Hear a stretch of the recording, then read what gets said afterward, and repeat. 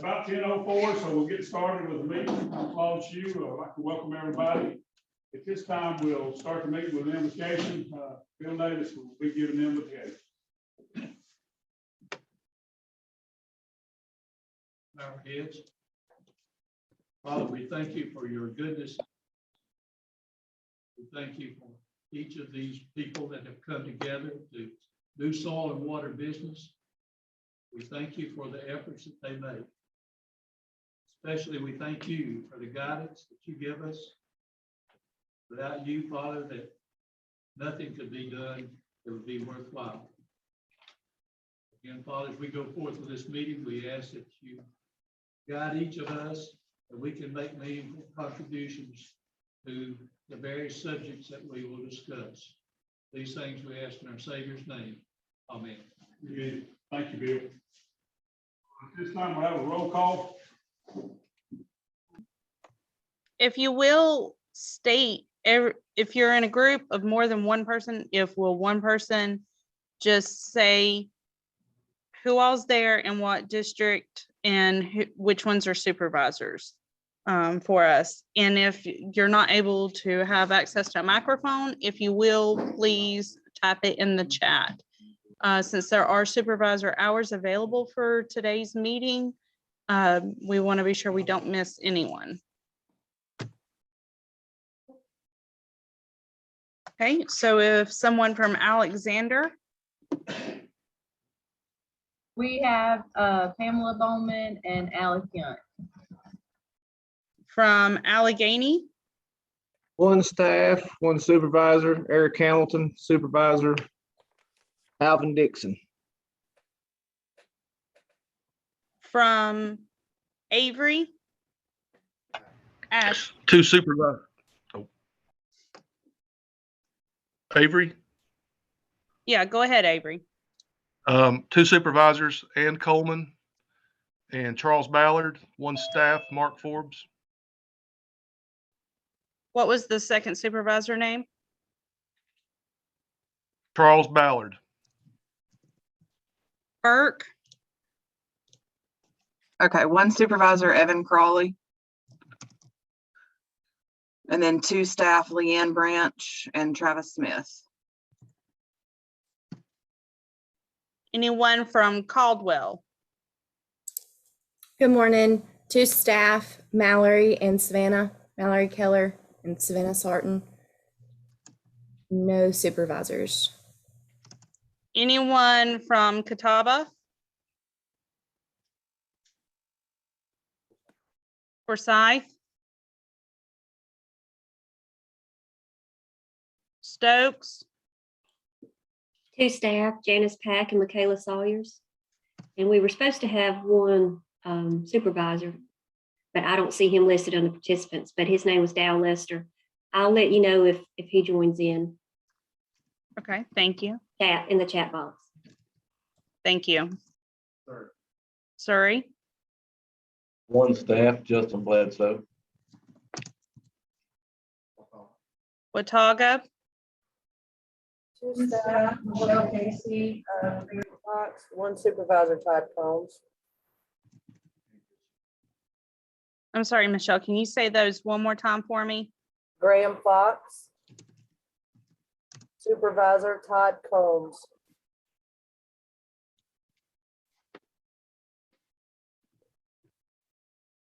And Chris Hughes came and joined us here from Watauga also, so I will add him to you guys.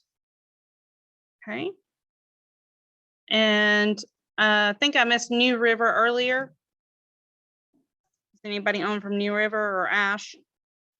One staff, Andrew Cox. Thanks, Andrew. And Yadkin?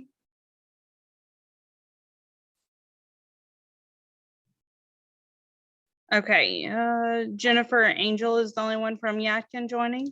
Okay.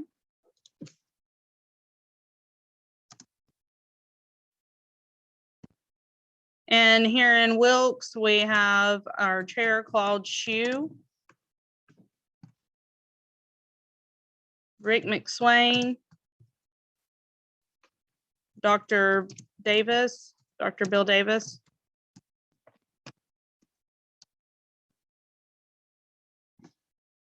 Rob Baldwin. Kayla McCoy. Barry Greer.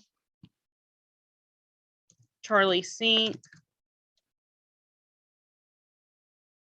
And myself. Is there anyone that I have that is not on this list that I'm sharing on my screen? Hi, Julia. It's Sandra Weitzel with the division. Thank you, Sandra. Good morning, Julia. Hey, It's Manny. Richard Hey, Wright. I'm on right now. Thank you, Dr. Wright. Julia, this is Roger Toledo. Yeah, at RCS. Roger, is it just you or you and Emily? Emily's here as well. Yeah. Okay. Yeah. Anyone from any other organizations joining us? This is Ryan, Manny. Chester Louder with ADFP. Chester, what's your last name again? Or if you want to just drop it in the chat. either way. LOWDER.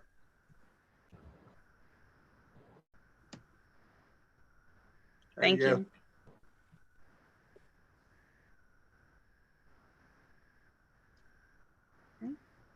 Anyone else? Ryan Manning from Haywood.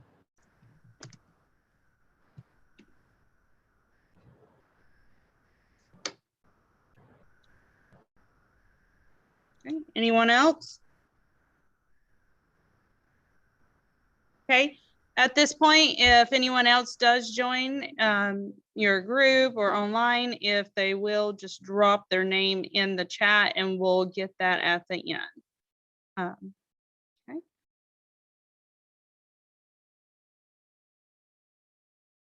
So Claude, we're ready whenever you are.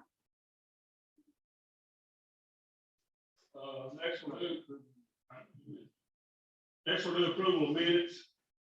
I assume everybody's had a chance to look at them. I'll entertain a motion. Chris Hughes, so moved. I have a motion. Do I have a second? Okay. We have a motion and a second. Any discussion? If no discussion, everybody say aye or holler real loud or whatever you want to do. Minutes are approved. This time I'll turn it over to you, Rob. One of the things we wanted to discuss today was EWP. Several counties got EWP money. Andrew Cox, Mark Forbes, Savannah Starnes, I think went out west to assist those most western counties in implementation. So we wanted to hear how that went from Mark and Andrew and Savannah. And anything else? I'm going to turn this over to Rick because he's going to moderate the EWP course. Thank you. Okay, Savannah, would you like to say anything? I can. I went up to Haywood County back at the end of September and partnered with Randy Freeman out of Randolph County, and we ended up I think we ended up submitting FDRs for about 20 sites between the two of us. And right now, from what I've heard from Jake Stokes, I got to put in some clarification on a couple of my FDRs. Otherwise, it's looking like I've got about 7 that are eligible to move on to the DSR. But it was a really cool experience. Me and Andrew talked a little bit the other day, and the best way that I know how to describe the damage up there is hurricane force damage in a river valley. I mean, it was just incredible to see. I've never seen damage like that here in my home county, and I really hope I never do, but I would hope, we were able to go up there and help, and we got to be good neighbors to, the counties here in the western part of the state and across the rest of the state as well. You never know when it might be your home county struggling like that. So it was really cool to see the teamwork. And I hope that the efforts that we put in will, come to some sort of fruition at some point in time for the folks up there. Definitely a lot of devastated folks up there. Andrew, do you have anything you'd like to say? Hey, me and Mark Forbes, we went down, I think it was the first week of October. I think we had 14 sites that we had to go look at. There was 3 of them the landowners had already completed, so we didn't have to do any surveys or anything on those. But we heard back, and I think there were 3 or 4 that were eligible. So we're going to start working on them next week.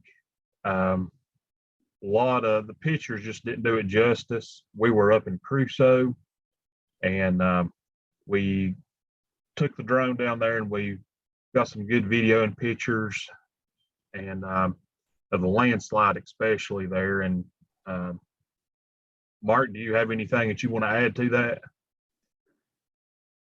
No, I think that's about it.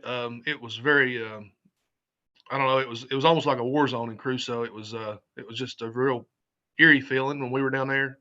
You could hear smoke detectors going off. We were in a campground. You could hear smoke detectors going off that had been piled up for weeks. And it was very, I don't know. I never seen anything like it. I will say the area office, the staff down there from the county and the NRC, they had everything ready for us to go so we could hit the ground running. So that made it really easy. But it was really good, a good experience to see how EWP has changed from how it used to be to how it is now. That's about it for me. Yes, this was a pilot project, and it all came about because of the hurricane damage several years ago on the eastern end of North Carolina. And it was a meeting with NRCS individuals from Washington, D.C., and they talked about how slow the process was. So they came up with this idea of training individuals before a disaster happens. And so this is like a pilot project. So do y'all feel like it ran pretty smooth, or do you see anything that you feel like might need to be changed or added?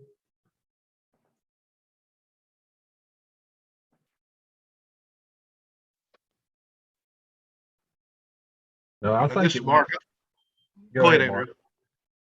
Go ahead. I thought it, like I said, having the area office, the folks down there, Dwayne and John, had everything ready for us. We hit the ground running. The paper, there is, quite a bit of paperwork, but we, where we worked in teams like that, it went pretty smooth, I thought. Andrew? Yeah, I'm with Mark there. I thought it went real smooth. They had everything laid out for us. They said, Kyle, if we had any questions, anything like that, but no, I do. I think it went very smooth, and I'd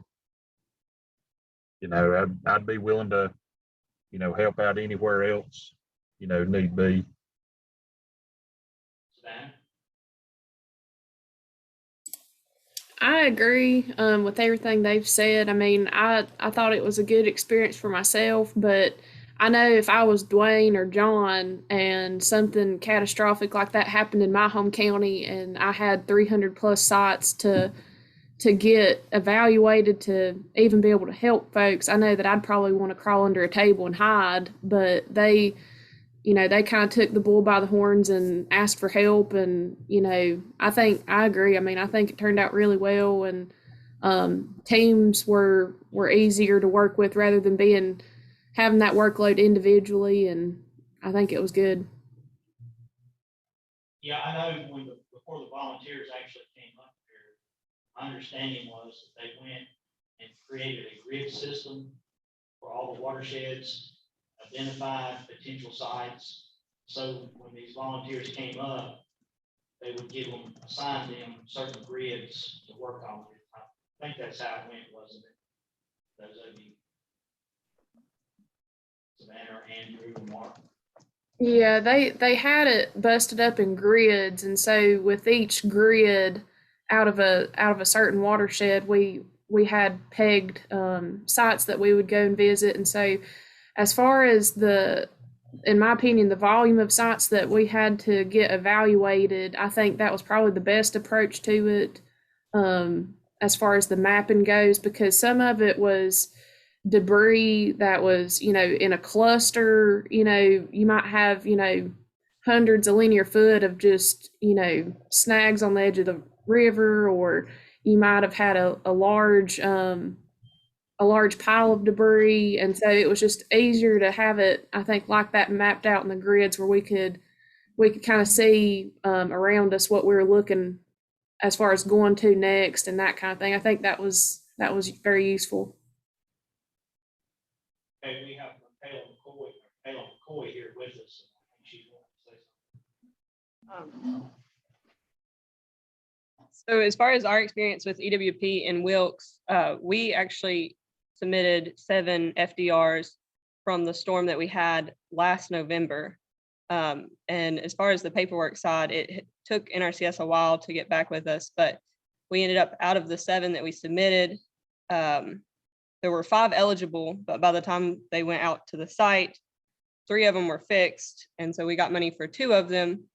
And by the time that contract was signed, we're working on 1 of them now. So.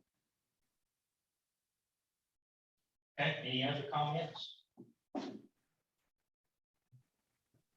not, this will sort of be a segue into number 5, talking about the mutual aid agreements. Because this all came about knowing that there's going to be opportunities districts can work across county lines. So the association came up with the mutual aid agreement.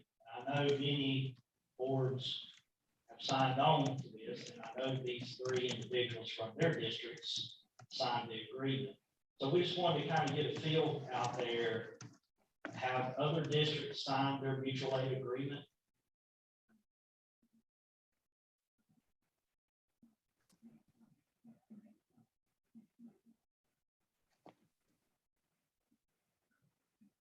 I know there's more than 3. We'll go down alphabetically and just ask. Okay, we'll just go down alphabetically and ask each district if you have signed.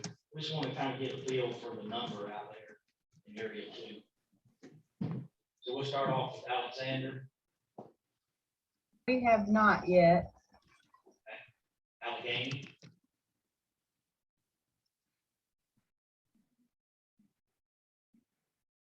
Being that I've only been here a year, I'm not sure if we have. Okay. Ash. Yes, we have.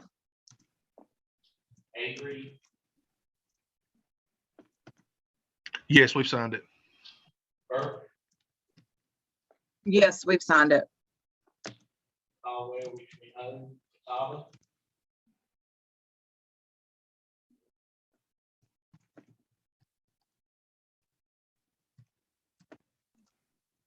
Forsyth.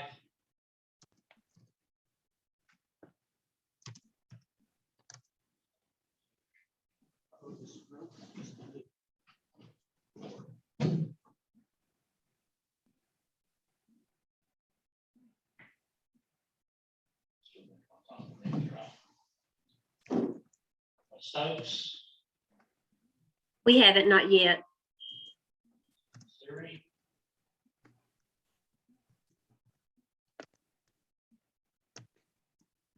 Yes. Montago. Yep. Graham says we've signed it. Okay. Wilkes. Yadkin.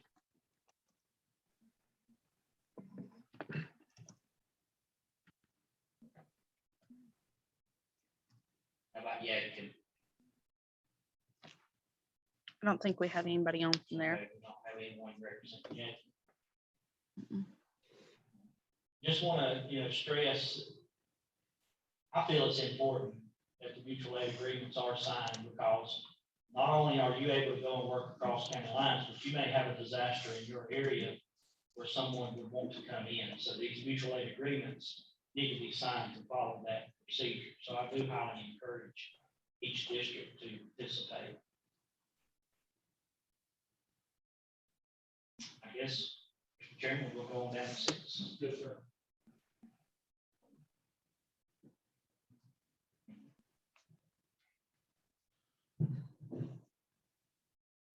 one of the other, this is Rob, one of the other issues that has come about in the last little bit is how many districts are holding easements, and does your district hold an easement? And what are the considerations to be made when a district holds an easement, and how long, et cetera. So just so we'll know, we'll go through the roll call again and find out which districts in area 2 has easements.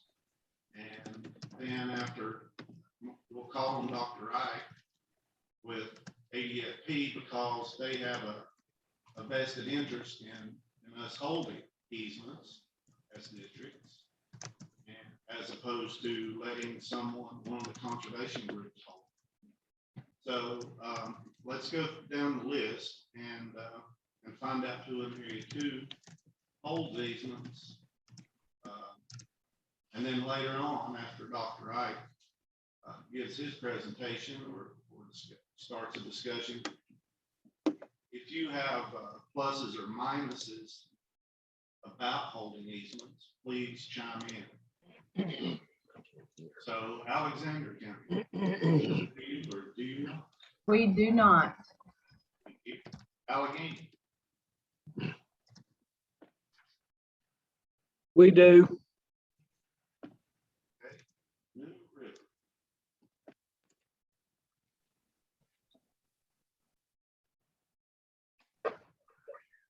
Ash, Yes. Avery, No. Burke, No. Caldwell, No. Catawba,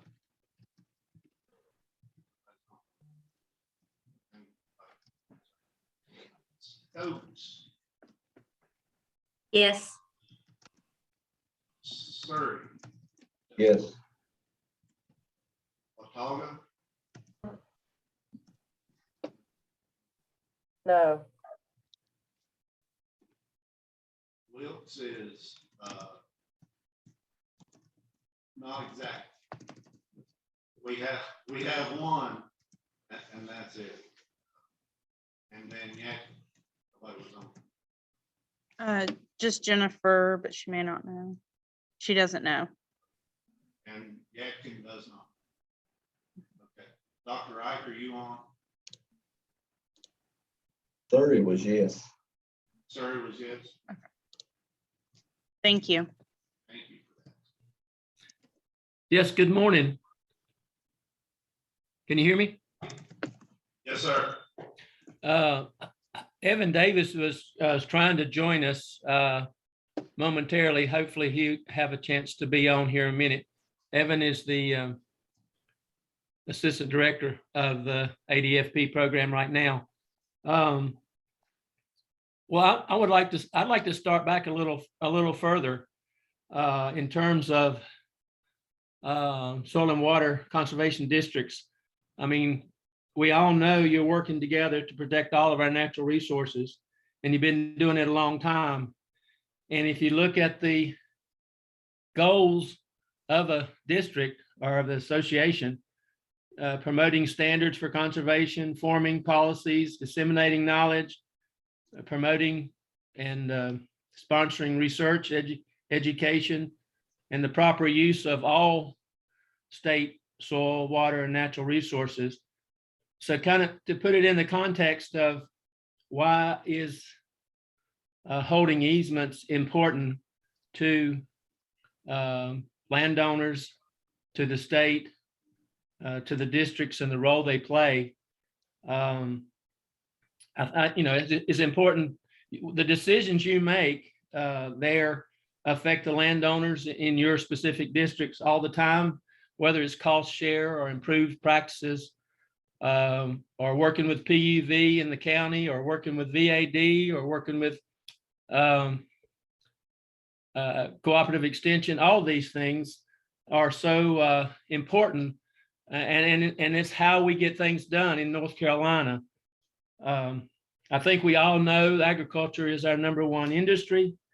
I think most of us also know that we've lost about 1 million acres of farmland in the last 10 years. We're still losing it at the rate of about 400 acres a day. And if you live in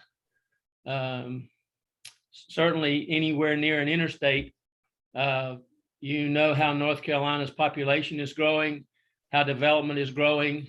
Just this week, we've had major announcements of at least 2 major manufacturing or industrial related type projects here in the Piedmont, where I live in the Winston-Salem area. So my point is, we need to stop periodically and think about land use in North Carolina, about the roles that we play. Of course, I think the soil and water conservation districts work well with the land trusts in North Carolina. We're fortunate to have a lot of strong and active land trust organizations in the state, and they have been very helpful and productive in helping to protect farmland and give farm families options that they might not have had otherwise. I know you went down your area too, folks holding easements. Now, some of those folks holding easements, but they may not be ADFP easements. Hopefully everyone who's on this knows ADFP is Agricultural Development and Farmland Preservation Programs, because we do have programs that relate to developing and supporting agriculture in counties and communities across the state. Those are projects, but the bulk of our emphasis and the bulk of our funding and the bulk of our efforts go towards putting conservation easements on farms across the state. Right now, we have 17 soil and water conservation districts across the state. 17 are already holding ADFP funded conservation easements. But I guess only Ash, I think, as I'm looking at this list, actually has one actively that was funded several years ago. And I enjoyed my visit to Ashe County and the hospitality of Andrew Cox as we visited that farm a couple years ago. We also have 3 county governments that hold easements: Alamance, Durham, and Orange. Each of those hold easements through through county government, not directly through the Soil and Water District. We do have 2 new soil and water districts in the east, Beaufort and Wayne counties. Those 2 have contracts for easements, so they're in process. We also have 2 new districts, Lee County and Bladen County, that just recently, just last week, were notified that there will be funded, but projects will be funded in those 2 counties. So that means we have the 17 plus the 2 pending, plus the 2 that have contracts. So that's 21 soil and water districts across the state that either currently are holding or will be holding easements in that are funded by ADFP. So that gives you a little broader perspective, perhaps, on how the program has changed and how additional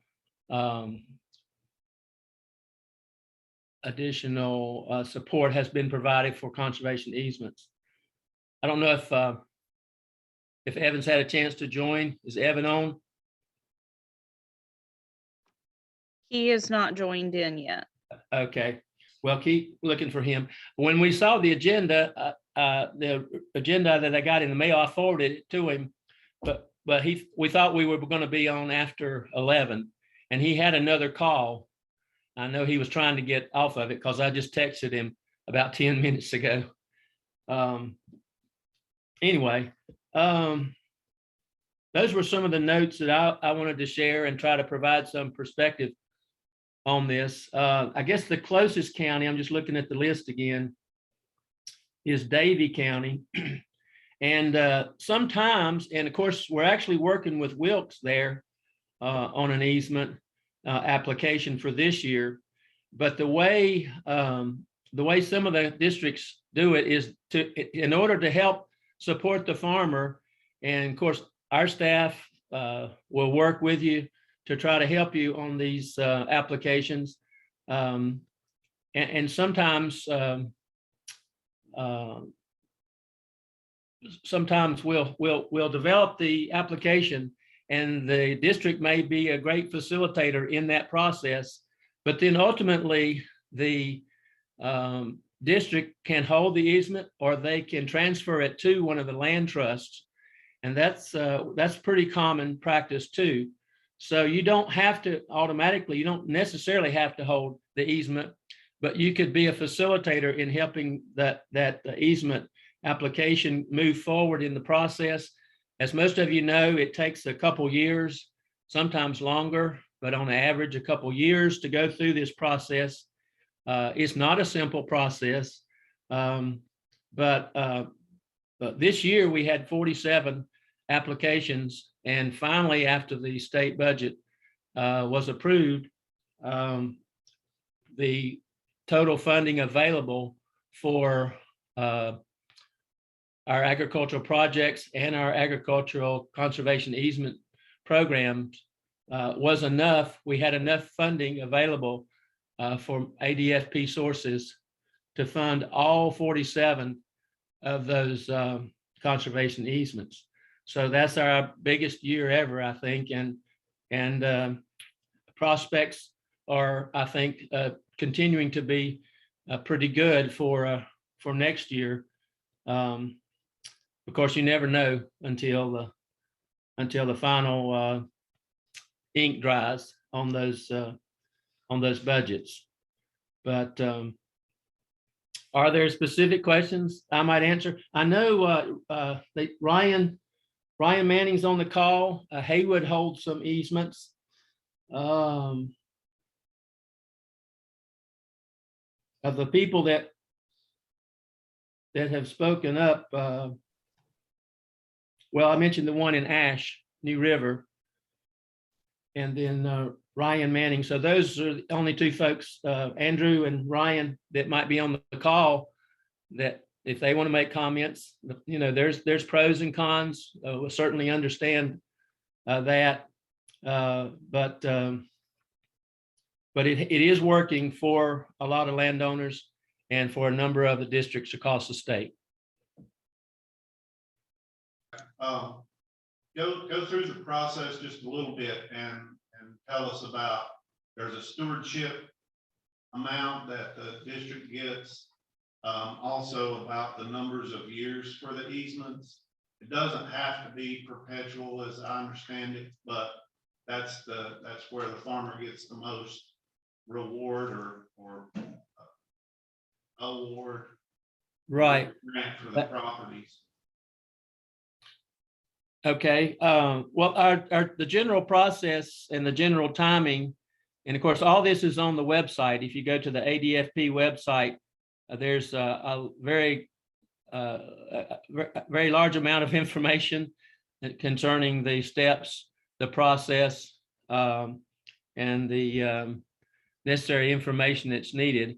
We're right in next week. A week from today is the deadline for the applications that'll be coming in for cycle. We call it cycle 15, but it's basically the applications that are going in for the 2022 program cycle. And I'm not sure exactly where to start. The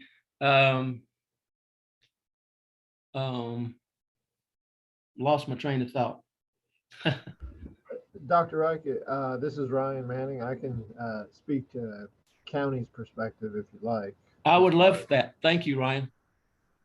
Yeah, so basically you're looking at a 3-year process from application deadline to the amount of time you have to finish the project. As Dr. Reich had said, the deadline is in the middle of December. You would not, if you got funded, your contract wouldn't be active until the following October. And then you have 2 years to complete the project. Basically, there's 3 steps or components to that project: a survey, an appraisal, and then the legal work. And they've just this year, ADFP has changed some of that stuff to try to streamline the timeline there. So some of this stuff is probably better just to look at the website, because some of what I'm telling you might be a little bit outdated. But basically, your first step is to get the easement area surveyed. And if you're lucky, that can be as simple as a boundary survey, but generally there's interior line work that needs to be done as people lay out farmsteads and house site exclusions and that sort of thing. Then you need an appraisal, although ADFP this year has introduced a different way of getting more money for the easement by using PUV values. But generally, the appraisal method, I think, is probably still going to be the way most people do it, even though you can only get up to 50% of the value. That has to be done, and that is ultimately what your value is based on. And then the legal work stage involves getting title insurance, doing a title search, and then obviously the closing itself. Doesn't have to take 2 years, but it can. If you're lucky and you have people that are able to get to it, you can get them done. We try to get them done in a year and a half, I think is what we average here in Haywood. But that's just, luck sometimes. Sometimes the surveyor tells you they can get to it next week, and sometimes they tell you they can't get to it for 6 months. So as far as the types, there are term easements. I believe the minimum is a 10-year term easement, and then it goes up to a 50-year term easement.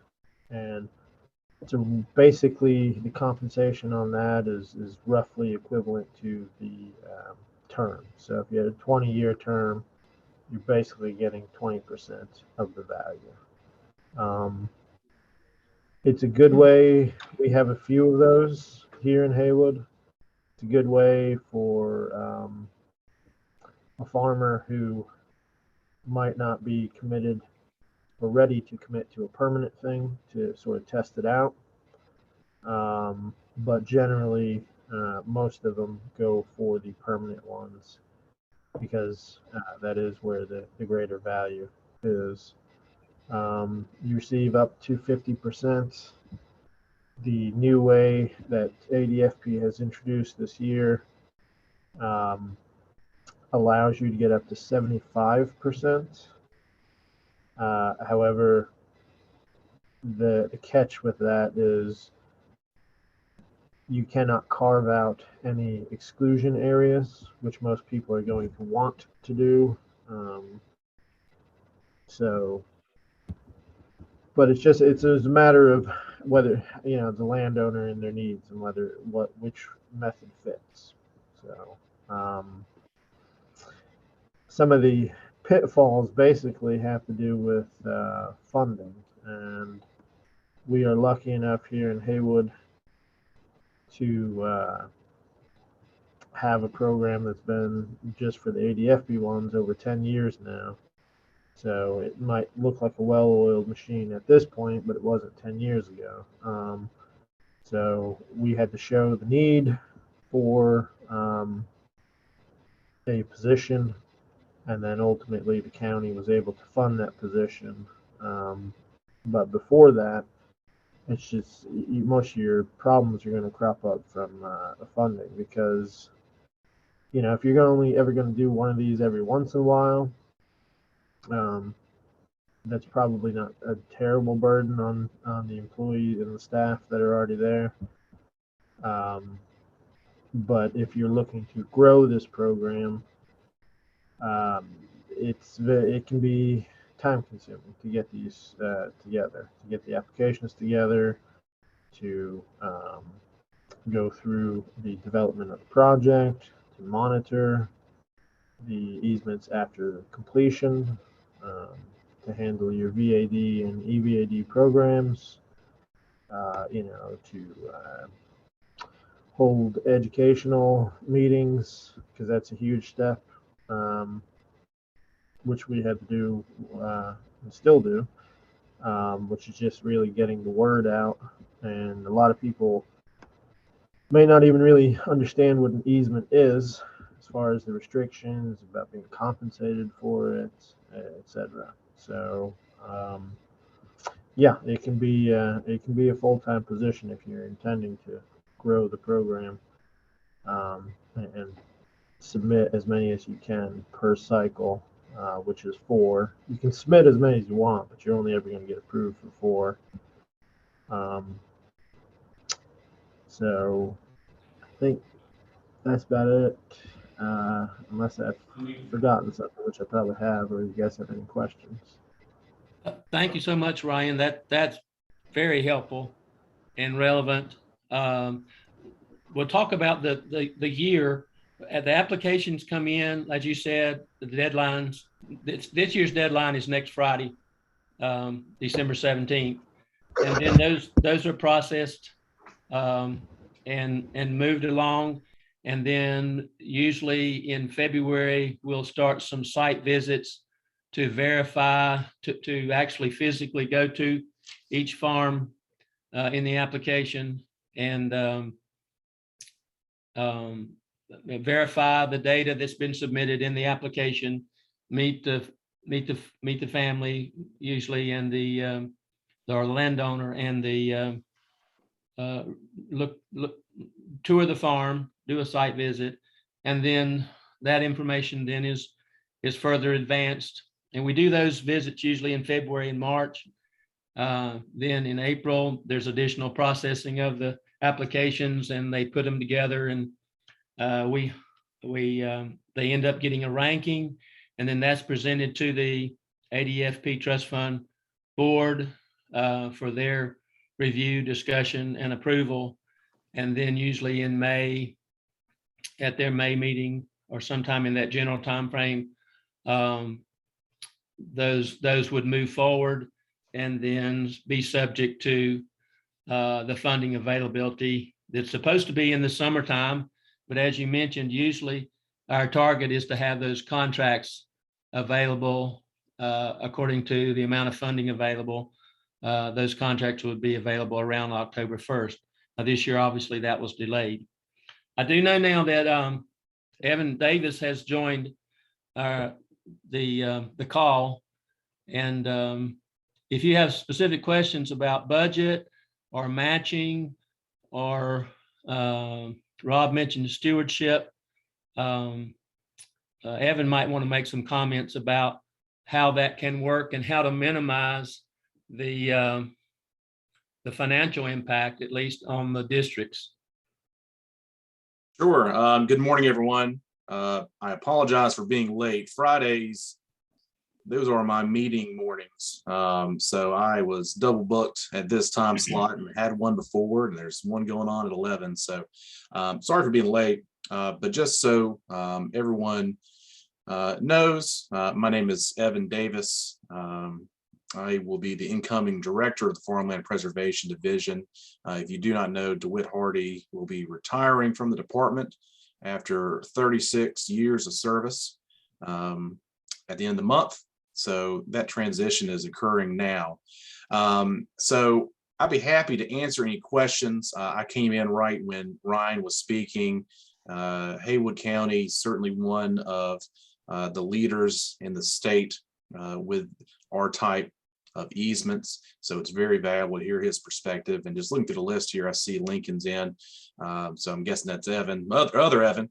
And they're doing a lot of good work down in Lincoln County as well. So Dr. Wright, I appreciate him getting involved in this meeting and bringing us in, because we certainly want to encourage any soil and water district that wants to participate in the program to do so. And we understand there is an educational process that's important, especially for new districts. How can they get involved? What are going to be the potential obstacles? What are the hesitations? So we are certainly curious to hear about that. We want to try to alleviate any of those concerns. And I think with our resources throughout the state with our field staff, we have 7 field staffers, including Dr. Wright. And these folks are great tools for the local communities. And so I feel as though they are great folks to lean on, especially when there are questions, when there are concerns. We need some of that expertise. These folks that are our field staff, they've been involved in agriculture in some capacity for their entire careers. So there's just a great wealth of knowledge there. So that's enough about the intro there. So I'd be happy to answer any questions, anything that has come up, or if you want to provide a little more guidance for me, I can answer or talk about different components about the program. Evan, my name is Bill Davis. I'm a supervisor on the Wilkes District. We have been discussing at several of our meetings about what the role is, what our role would be if we agreed to hold districts. And I think some of the questions that we dealt with, one is that we have always tried to play the role where we were not police, that we have worked very hard to have the trust of the farmer and not to be one that reports, but be one that aids when there is a need or it's been pointed out by another agency or whatever it be. I think the question that we have is that one of the questions is that, as I heard you speak earlier, was the need maybe for a person to manage these programs. And if that be the case, is there any money that's available to help the districts pay for that? And the second question is that I think that this one is very important. We understand that, of course, our supervisors, that we are able to get they are able to get financial help from the programs that we offer. Of course, they don't vote for them. But this question comes into mind. What if a supervisor in a district ends up getting an easement, and then along the way there are violations? That supervisor still sits on the board. Is there any appearance, or is there a conflict of interest by that person being there, or would they just step aside and not vote on any issues that would be taken? I think Evan Davis. Yes. May I answer this question? Sure. So this is there's lots of questions in there, Evan Crowley. So yeah, if you want to talk about the conflict of interest, I think y'all are well versed. We're deep in that one. Oh yeah. So this is Evan Crowley with Lincoln County Soil and Water, and I've kind of waited just not to say anything yet, but and I will show you my screen actually as well. Let me see if it'll show up as me. Let me see here. Maybe not. Anyway, I'll just quit. So on our sites, we do hold conservation easements. Right now we have our third one that we have applied for and gotten this last week, pretty much like they said. So what we found is our first one was actually for Tommy Hauser. Tommy Hauser is our chairman of our board. We went through a full-on, we pretty much sued the federal government because they didn't want us to hold an easement for a chairman. And we actually won that with the federal government, and we were allowed to, he actually does have an easement with our program, and that was our first one, which I do not by any means advise for conservation easements. Is I would just go ahead and if you can do it for the farmer, that would be your best one. And whenever you're talking too about having to try to be an advocate for the farmer and doing all that kind of stuff, our office is very unique. We also do erosion control, so we are also in an enforcement type situation, but on our farm side we are not. And I will tell you, whenever it comes to having to enforce, because what it is whenever you get that conservation easement, you have to base it off of the cons plan that is given to the farmer. Whatever that conservation plan has to come from a certified CCP. We get ours from Mike Sigmund. But whatever that conservation plan comes up to, that's the one that he has to be able to follow no matter what. He has to pretty much, if it says this field has to be in a cover crop, you're going to have to do the cover crop behind your soybeans. And having to have that difficult conversation with the chairman of your board sometimes whenever things ain't going the right way, I mean, it's something that you have to do, and it's not always pleasant. But anytime that stuff comes up in our board meetings, he pretty much stops himself. He also says at the beginning, since we have to have that clause, he says, on this section, I will not answer any question. We also have our second one that we got as well, another board member actually farms land that's on it too. So you have the same issue as well, all the way around. We're pretty much knee deep in all that kind of stuff. So right now we're just trying to save ourselves from getting, I guess, from seeing ourselves as an issue, and we're trying to protect ourselves in the board meeting as well. Because if it ever comes up to somebody seeing that as a conflict of interest, you need to be able to CYA yourself on any kind of forums, any kind of meetings, just so that they're not voting on their own stuff, not voting to do anything. And it's pretty much the person, whoever your conservationist is taking kind of the lead on that, and the rest of the board members. But and I will say too, just in general, is that, and this is the spill I give to everybody as a conservation district, if you are not physically and legally set up, I would not recommend starting on any kind of easements until you are completely set up with either staff, legally, whatever you need to have, because there's a lot to it, and that you don't really understand until you get way too far into it. And then at that point, you're kind of locked into what you have to do. So for us, it was a very big learning curve within the past 5 years. And by the way, I'm out on the pond. They're doing a survey today, and I'm trying to stand out here with them. So if you hear cars and trucks, I'm very sorry. But anyway, if you're out here and you're listening to these people and they're doing their kind of work, you need to be able to, you need to have everything set up in your office ready to go before you start that. Either if you're going to do the ADFP or the ALE grant, which is the federal grant that can go on the backside of the ALE and hopefully get you a higher percentage of that, the farm property tax that you're, or the whatever it comes up to be.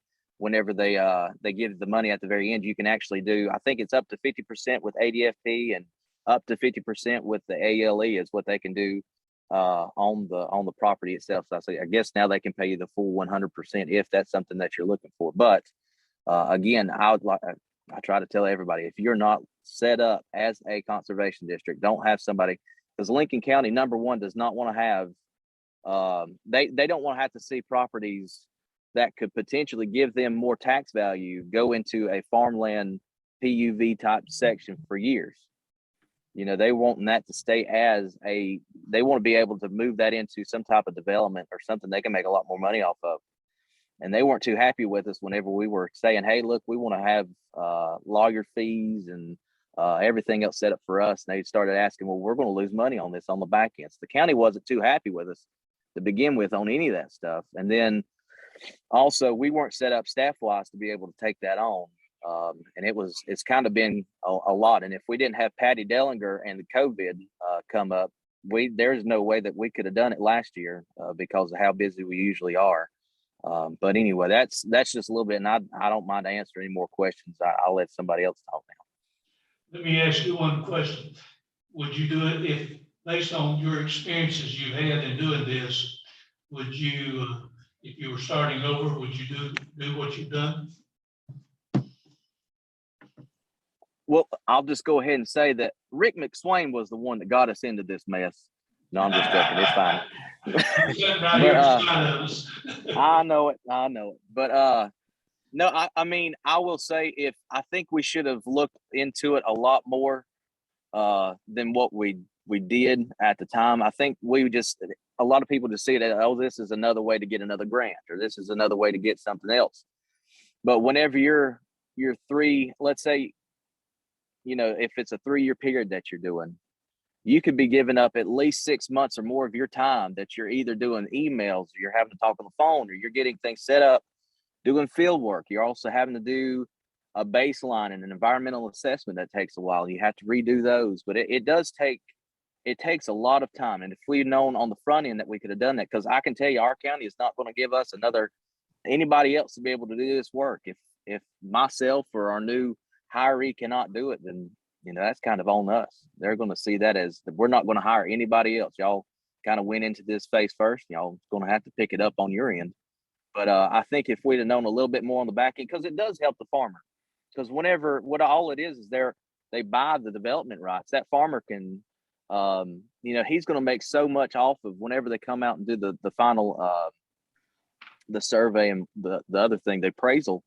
They take whatever that appraisal is for that land, and they'll give you the percentages off of that. And so if your land appraises for $6,000 an acre for just the development rights, then you're making all that money off of that. Plus, you can turn around and sell that property on the back end and still farm it. You can still make any kind of money that you want to off of the farm, as long as you're meeting your conservation plan, which I think is great. I mean, I'm an advocate for the farmer all day, but I think if you're not set up to be able to take that stuff on, and you don't understand, I mean, whenever we get guys in, we sit them down for about an hour and a half. If they can make it through that hour and a half meeting and they're still wanting to do it by the end of it, then we're absolutely all for it. But they need to know, the landowner themselves and us, everybody needs to understand what they're getting into before we start the process. And again, if we had known a lot of this stuff up at the beginning, I think we could have had a little bit more time to set us up legally, and we would have,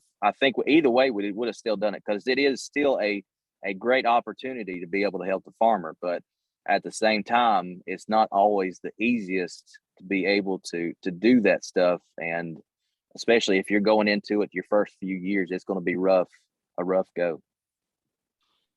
Other question, do you know of, is there another district that is holding easements that maybe that we could get their opinion or their experiences given to us? He said a few. Cabarrus is another good one. Buncombe County, Haywood, Lincoln, and there's a few out east that you can talk to as well.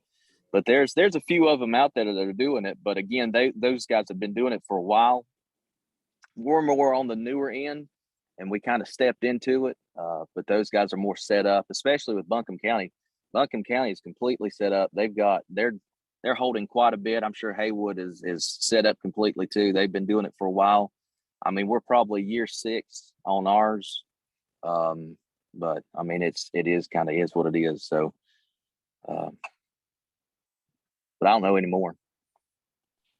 How do you feel about someone else holding the easement rather than the district? And who would those people be that you think that would be as friendly toward the farmer as the soil and water district would be?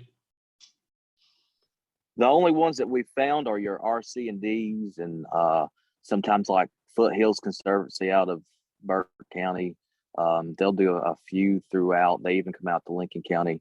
There's these kind of off-brand ones that do it, but I will say that even for our district, we don't ask as much money, like a percentage of the farm, like whenever they get their appraisal, whatever that a lot of these other people ask for a very large percentage because what they're trying to do is make that money on the back end to be able to support their own business.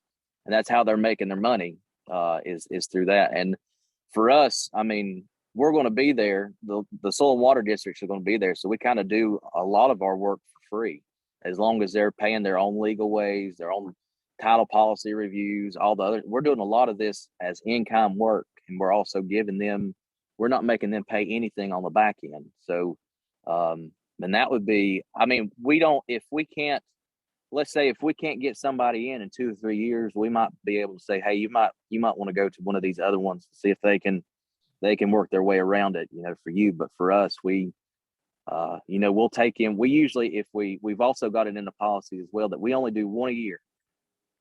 We don't do anything more than one application a year. And we also do the federal and the state. So you're looking at quite a bit of work on both of those to be able just to get those in. But whenever we're done, we're ready to go. But we try to, if we can get them in and talk to them ourselves, especially since we know a lot of the guys that are farmers around here know who we are, and we're a lot easier to talk to than somebody who says they're a biologist and don't quite understand farming, and want to do something else and hadn't never talked to farmers, and they don't understand how it works and all that. But it kind of is what it is. It really just depends on if you're wanting to do it or not. So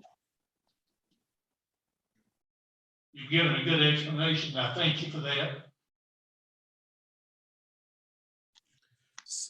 So quite a bit. I don't know how much time we have. I was taking some notes there.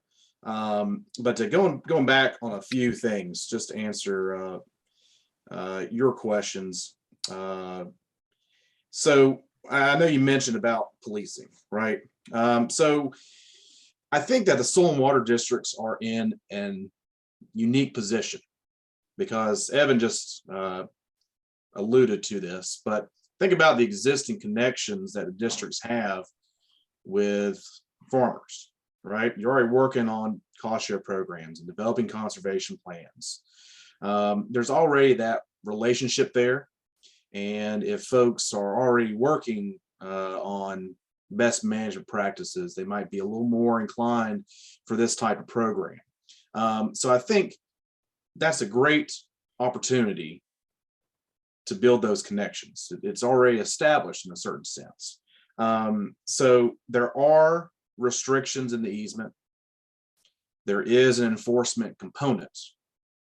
But by having those pre-existing relationships, I think any issues that come up can be done so in a way that's not in a policing form. One thing that we at the Department of Agriculture want to point out is that the easements that are used for these programs, they're available for download right now. And so any prospective district or landowner can go ahead and download these easements. They're going to be looking at this specific language, the exact language that's going to be used for these easements. These easements with other funding partners are called templates. So that means that the wording has already been negotiated between the different funding partners. And so we don't want to have any modifications to these. So our hope is that these easements that you read, they would not change much besides just the individual details that go in. There's fill in the blanks, and that's what would be going into them. So hopefully by doing this, by having that information up front, you're going to know what you're getting into. And again, a voluntary program, they can decide for themselves whether or not those types of restrictions, those terms and conditions in the easements are something palpable for them. So funding of staff. Currently, there's no funding available from the state for funding of positions. That's just something that we don't do through our grant making process. The individual county situations are different, as we've heard. So we'd be open to further conversations about that. We're working with the Foundation for Soil and Water Conservation on some training There's going to be training opportunities coming up in January and February for conservation easements. I encourage everyone to sign up for that once it's released. But I think that would be a good opportunity to learn more in detail about what all is involved. I think Evan brings up a good point. There is a difference between working with just the state on an easement and then bringing in federal partners. It's a lot more in depth, and it's a lot more time consuming when federal partners are involved. So I'd encourage folks to gain insight from other districts that have both worked with the federal programs and those that have not. And there's folks on the call that have done it both ways. So there's going to be a difference there. So I'd encourage you to speak with those folks and gain insight. We can talk a little more in detail offline if that's something that is of interest. But Evan made another good point about the county's perspective on this. So we understand about those pressures in the county about taking these properties and putting them into a restrictive easement. So there's a couple things to this. One, all of our easements remain in private ownership, so they're not being taken off the county tax rolls. They're still in private ownership. There's still taxes being paid there. But an important tool that we encourage counties to adopt is a cost of community services study. There have been 20 counties that have conducted these in the state, and every single county has shown that agricultural land uses are net providers of tax dollars. These studies look at pretty much 3 land uses: residential, commercial, and agricultural. And they look at the tax revenue generated and where those tax dollars go. Every single one has shown that ag lands are net providers rather than net users of tax dollars. The push for residential might not always be the best, depending on the county's plans, because those studies have also shown that residential land uses are net users of tax dollars. So they use more tax dollars than they generate.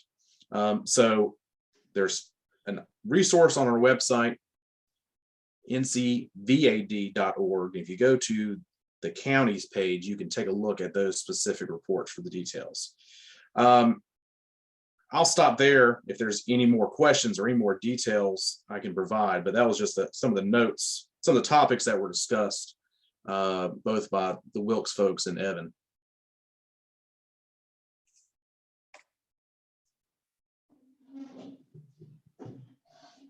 One thing that I would like to bring up that we haven't discussed is urban sprawl with, let's say, Orange County and Buncombe County.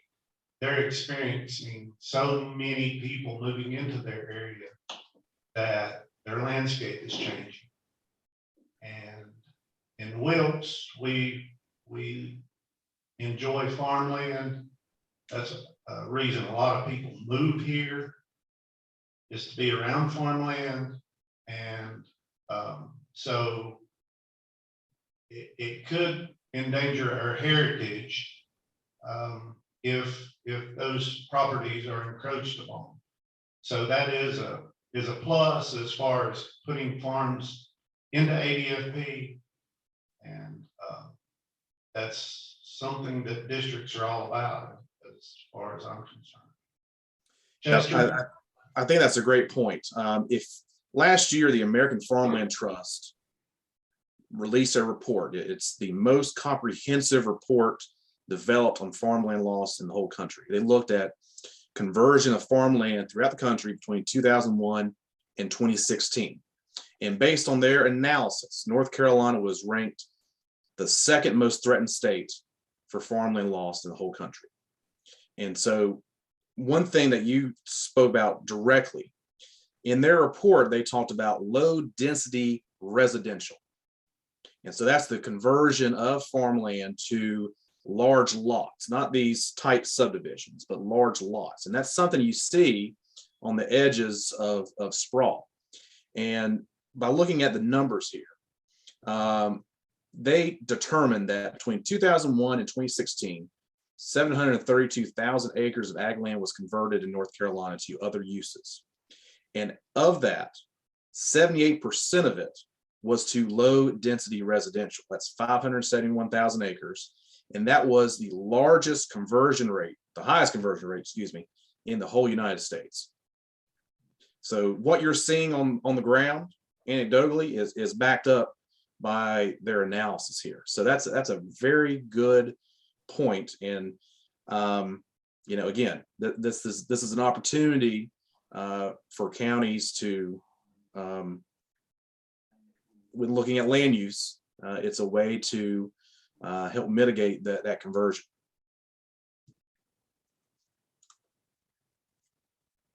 Thank you, Evan. I think Chester is on the line as well, so he's a well-respected gentleman, and always enjoy hearing his opinion if he has anything to add to that.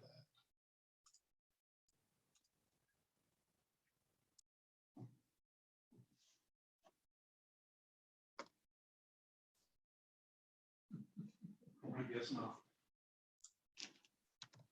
Well, I'll just wrap up with this. From the Farmland Preservation Division, we are committed to providing this benefit to landowners across the state. In any soil and water district that has not participated in the program, we're committed to helping them along in any capacity that they like. It is a commitment. I mean, if you think about it, this is a comprehensive real estate transaction. Most of the easements that have been completed through the program are perpetual. So it is a commitment. It does take work, but I firmly believe that the benefit to the landowner and the greater community is there. So if there are any counties that have not participated, that has some interest, we are committed to helping you through the process. I think, again, these field staff folks just have a great amount of expertise and knowledge. They've been instructed to work one-on-one with any landowner or county or land trust through this process, and we'll commit our resources as much as we can to helping soil and water districts get on board with this program. I think one thing that might be, and this is one thing I left on my notes I didn't cover, the cost. The good thing about the program is not only funds are awarded to the landowner for the purchase of those development rights, but also for those transactional costs. So there are a lot of components involved in these: survey, environmental assessment, baseline documentation report, attorney fees, closing costs. Those are all available through our grant funds.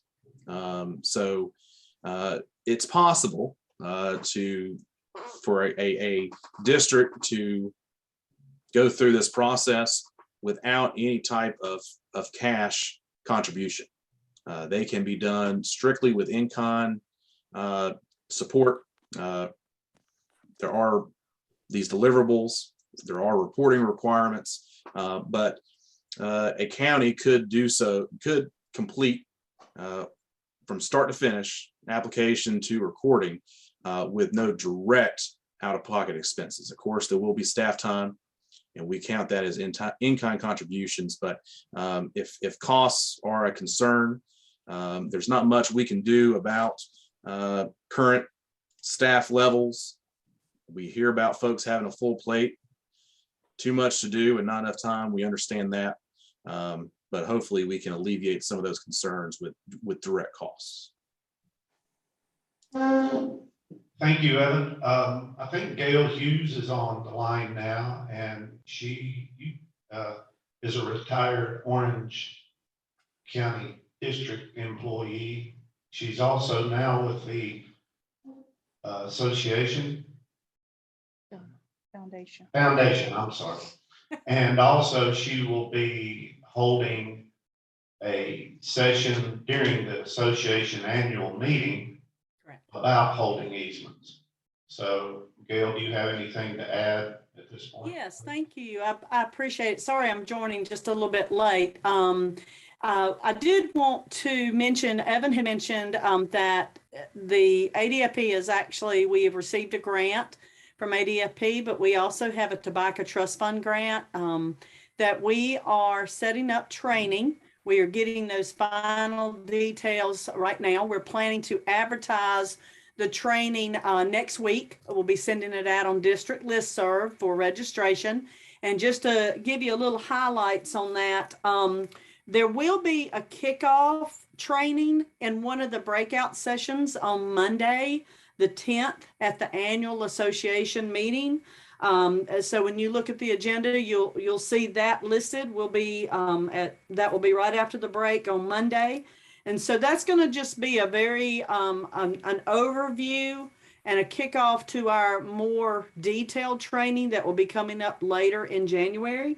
So we hope that you can join us for, if your district is interested, we hope that you can join us for that breakout session at the annual meeting, but then also registering for the more extensive training. It's going to be, we're basically calling it Conservation Easements 101 and 102. Evan is one of our invited speakers. We're going to have someone, Brian Lodeholt with NRCS, someone with the division. And we're going to also have some districts. We've invited some districts to join us and give us their perspectives. That will be the first session. And then the second session will be sort of getting into the weeds a little deeper about conservation easements, things like your liability issues, your financial issues, monitoring, that type of thing. Both of these trainings, Conservation 1 and 2, will be held virtually. And we have a couple of days that we're offering them so that hopefully we can have staff and supervisors join us for those online trainings so that everybody can get the opportunity. Supervisors will be able to get credit hours for this training. Brian Evans is also another, the association is also another partner with this. So the supervisors will be able to get some of their hours of training to participate in this. But of course, we need you to register so we know that you're participating. This will also be listed on the district's conservation, the calendar, the training calendar. So therefore, employees that are working with this, you'll have that noted as far as your training on that.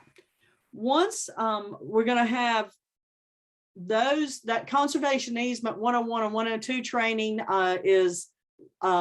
we're proposing the week of the 18th in January, and we're just getting we're right now confirming all of our speakers. So we will get that information out as soon as possible. Then after that, we will have an additional training. That will be our third training, I guess you'd say, that would be, it will be regionally in, the coast, Piedmont and mountain region, where people and in-field training, in-person training with Garrett Budd, who's with Working Lands Trust. And you would actually go to a farm and look at how you do assessments. And that is the more detailed training for those districts who really want to learn more, or if you're still just curious, and that's fine. But we have not set dates on those yet. We're working to get those dates set. And then there will also be a fourth training, an additional training. This is again probably going to be more in March and April, that will be catered more to staff and supervisors, but then also landowners. And we'll have Andrew Brannon join us he's with NC State, and he'll be talking about farm transitions and estate planning. And so that's the series of trainings that Evan was mentioning that should give districts a better overview of the details of going into the conservation easement programs if you want to host, or if you want to, if you want to actually run the program, or if you want to hold easements for someone else, or, those kind of details, you'll have these experts to talk to. The next phase of one of our grants is basically then those districts who are committed and have a committed landowner to say, yes, we are going to take this challenge on. Then the foundation has grant funds, and there will be a person that will basically walk those districts through the process of developing a conservation easement application to be proposed. So, again, these are the details we're working out right now, but I did want to give y'all an update on this. I think there's been a lot of interest. We had, if you remember, back in September, we sent a survey out. We had about 35 to 40 districts that responded to us favorably, that they were very interested in wanting to know more information. And so that we felt was a very good indicator of the interest at the district level. So I'd be glad to answer any questions if I can. I know y'all got other things on the agenda. Thank you, Gail. Are there any other questions before we move on down the agenda? This is Chester. Yeah, you called on me and I couldn't get back to the turn my mic on. I wanted to just comment, there's a lot of good information been presented, and I think it's good that districts are looking at it, and it's a logical opportunity for districts to serve their landowners within their county or within their district. If I was not supportive of it, I don't guess I would have went to work helping ADFP as a field staff person. It's something that we've worked on, and it's over the years in my role at Farm Bureau and others, that it's not for everyone, but it's as far as an easement, but an easement is a good option for a lot of producers who are charting their path for future generations. And I just want to echo that. And I just, it's a program, the General Assembly has been positive in putting funds toward this program as time's gone along. We've been able to grow the program. It's just one of those things that I think you need to give a serious look at it, and would hopefully come on the side of moving forward with your district holding an easement. It's just, I think there are a lot more positives than there are negatives to be considered, for sure. Thank you. Thanks, Chester. Is there anyone else? Hearing none, we're going to move on down our agenda. Next on the agenda is talking about the Job Approval Authority. And what I wanted to do is kind of walk through a little bit of our division website, so you technical people would know exactly where to look and what you need to do as far as applying for Job Approval Authority. So if I could get Julia to pull up the division website. As you know, there's been a lot of talk about JAA over the last couple of years. There's been a lot of work done. Some of you on this call have been involved in that work, and I do appreciate it. So we have brought before the commission a number of BMPs that have been approved. So if you go to the division website and you can look on the right-hand side and you go down to job approval, click on Job Approval Authority. And then on the left side, if you'll page down, you'll see where it says SWCC Job Approval Authority. And then below that, the BMP is available for JAA. So let's click on that. This lists all the BMPs that have been brought before the commission for their approval. And if you click on one, let's look at land smoothing. Right there. So this is what is required. Zoom in a little bit. There we go. It lists the code number, the practice, and the controlling factors. This is very important under controlling factors, because that's going to determine what your job class is. And in this case, it's going to be all. but there are some that's broken into different classes. So you need to pay attention to what that controlling factor is. It may be feet, it may be gallons, and then that will determine what class that you can actually apply for. And on you'll see the prerequisites. This is what you need to know before you even apply for job approval authority. Then to the right of that, you'll see the KSAs, the practice, knowledge, skills, and abilities. This lists what your knowledge should be related to this job approval. Then if you'll go down, page down, it's 3 different classes here. You'll have the I&E, which is inventory and evaluation. This is what's expected. Then you'll have design. This is what's expected with the design. Then you have construction and certification. This is when the practice is actually put in and what is required. So what you'll need to do is look at this sheet first of all to determine what you need to send in requesting your job approval authority. Now, one of the things that we're working on is a checklist to make this even more simpler. And land smoothing is one that we've almost completed.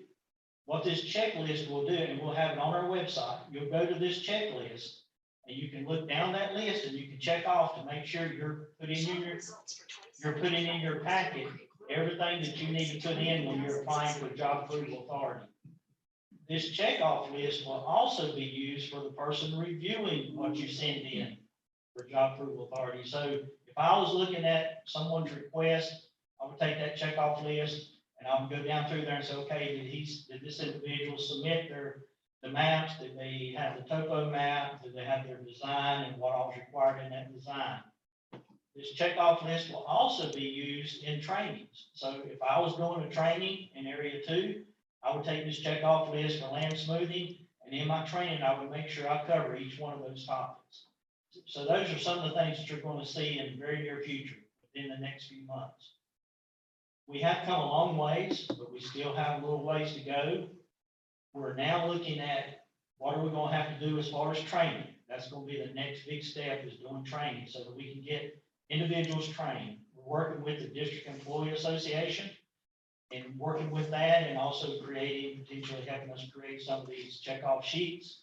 So you'll be hearing that more from your District Employee Association, Jason Bird, who is the president of the District Employee Association. So I just wanted to kind of go through.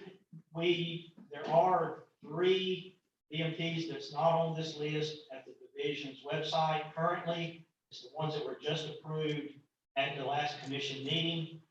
We have roughly 4 more BMPs that we're hopefully will present at the next commission. I'll have a little more detail on that after we have a meeting today, this evening. But there will be 4 more. This will wrap up, if everyone's in agreement, all the BMPs that we're going to be willing to give job approval authority out. There are some BMPs out there that will require PEs. So we're not going to be giving those out to district staff. It would be required that a PE do that, either a private or a division engineer or MRCS engineer. So I just want to kind of step through that. Are there any questions related to job approval authority from anyone?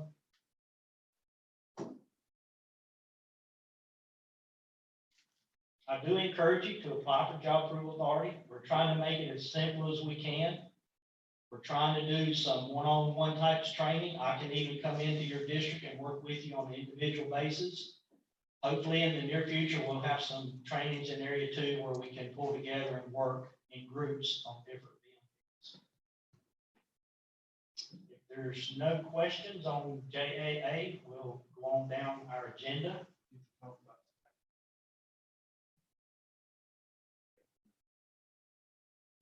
Oh, divisions now. It was just mentioned to me that maybe we need to let you know there has been some staff changes. We now, Josh Vedder, who was over the Ag Cost Share program, has now taken one of those positions that was vacant. There was another section created. Vernon Cox created this section, it's environmental. So Josh Vedder will be over that. And then Scott Melton will be over the engineering staff. So if you have not heard, there will be some emails come out on that. There is a flow chart showing how all these different positions fit in, and as far as who they're over, as far as staff. So you will be seeing that change come out in an email pretty soon. That was just made available this week and announced. Okay, if nothing else, we'll go on down our agenda. Stream debris removal. Stream debris removal is the next line item. Some of you on this call have been involved with some committees. We did meet Wednesday, the stream debris removal committee. We're proposing that there will be a BMP through the North Carolina Ag Cost Share Program for stream debris removal. You'll be hearing more about that. I'm hoping that we can maybe have that before the commission in January, if not, definitely by March. The committee is still working on what the policy would consist of and the BMP itself. We're hoping to iron that out within the next couple of weeks. Some of you have heard about the budget, the 38 million that's been appropriated for stream debris. It's actually called stream flow improvement, I think is what the final title was on that.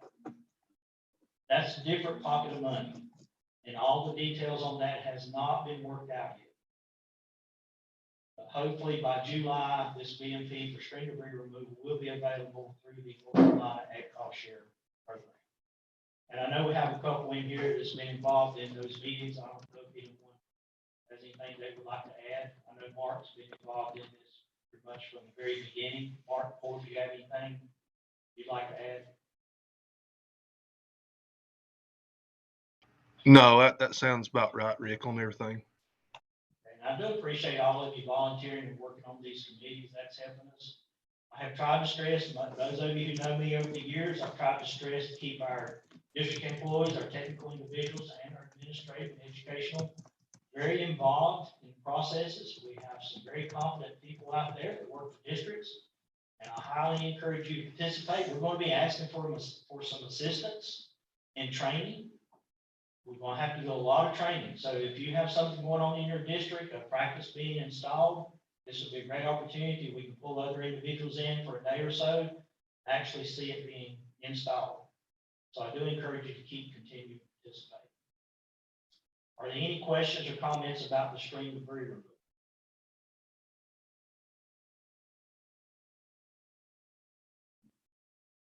Okay, moving on down our agenda. The Southeast Conservation District Employee Association, I just wanted to throw a little plug in here. They just had their meeting in Pigeon Forge this past November. It's always around the first or second week in November. I highly encourage staff to look into that for next year. It's a great opportunity for you to see what's going on in the Southeast. There's 9 states that's involved in this. They always have individuals come in, and each state will do a 15-minute presentation on something that they're doing in their state. And I do appreciate all those in the past who have been volunteering for that. Just a little bit of some of the things that took place. We had Mary Beth, who spoke for North Carolina, and this was the first I had seen it. She had created a little animated presentation that she gives to her school system, talking about what soil and water conservation districts can offer to the schools and to the children. I thought it was very interesting how she did it. It's very complicated. Took a lot of time, but there would seem to be a lot of enthusiasm from other states on her little presentation. She actually showed her animation. Jason Bird talked a little bit about our job approval authority and what's been taking place there. We also had an individual from, even though they're not in the Southeast, but West Virginia. She brought what they call a soil trailer. It's sort of animated. It's made with styrofoam. She has cut out some styrofoam, but then you walk into this trailer. It's as if you're actually walking under the soil, and you're seeing all the things that's taking place. The microbes, the mammals that dig into the soil. It was great. I've got pictures of it if you ever want to see it on my telephone. But it's a great opportunity for districts to see what other districts across the nation are doing, especially in the Southeast. And it can give you some ideas of what you might want to do in your district. A lot of times it's been about educational programs, but this year it seemed to be sort of 50-50 educational and technical. So I do encourage you staff to look into that potentially if you could participate. It's only a 2-day event, and it is there in Pigeon Forge. So that's all I have, so I'm gonna turn it back over to the chair.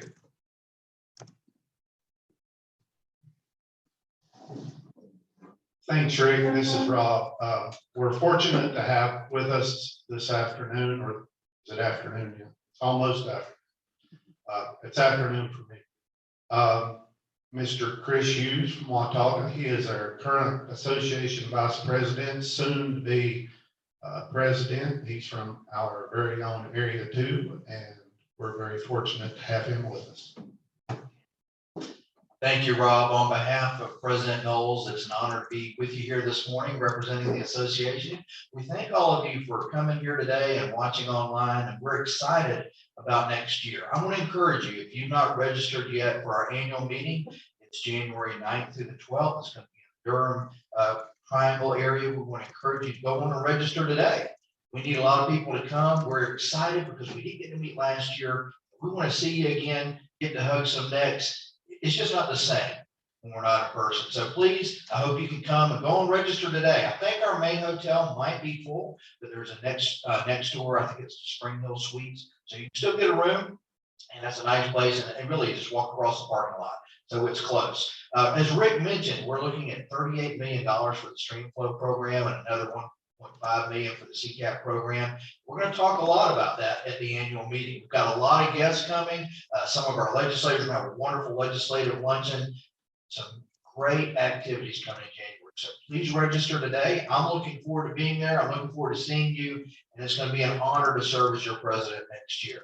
Exciting things are ahead as we continue to fight for clean soil and healthy water in North Carolina.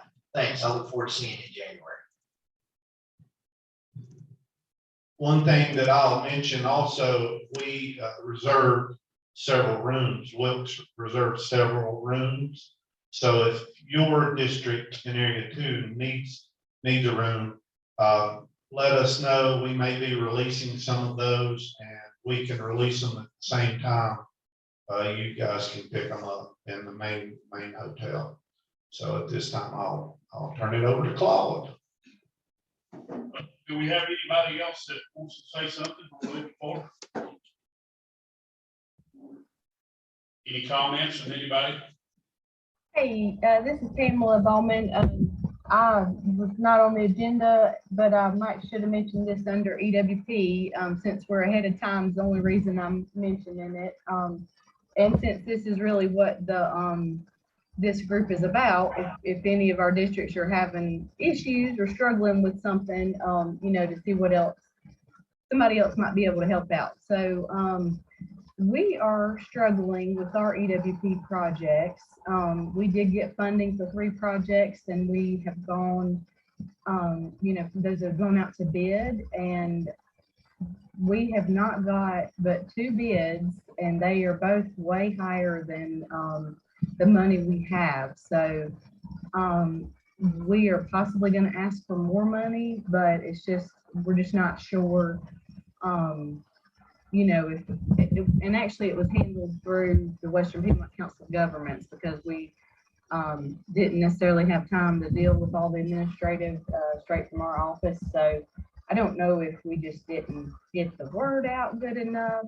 I'm afraid that we're just our estimates that came from the engineer were just way underestimated, you know, for costs going up. And we're seeing some of this with our cost share stuff too. But does anybody else have recommendations for things that you'd be sending out bids for, or getting more people involved? Or is anybody else having issues with getting bids low enough to do your projects?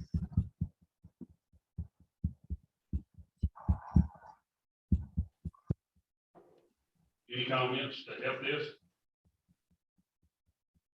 Or call me later if you don't want to talk on here.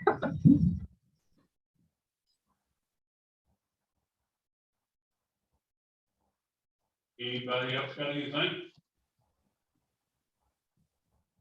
Rick's gonna say something. I want to mention several districts will be involved in this, but the High Rock Lake. So I was talking with Ally, and she wants to come and speak at our spring meeting in March. So just want to make you aware of that. There are some things taking place. I think there's 6 districts in Area 2 that would fall into that category of High Rock Lake. So just want to make you aware that hopefully in March, you're going to be hearing more about this at future meetings also.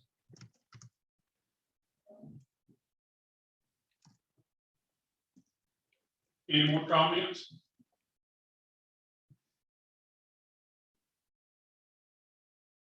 If we have no more comments, we'll call meeting adjourned. Appreciate everybody being here.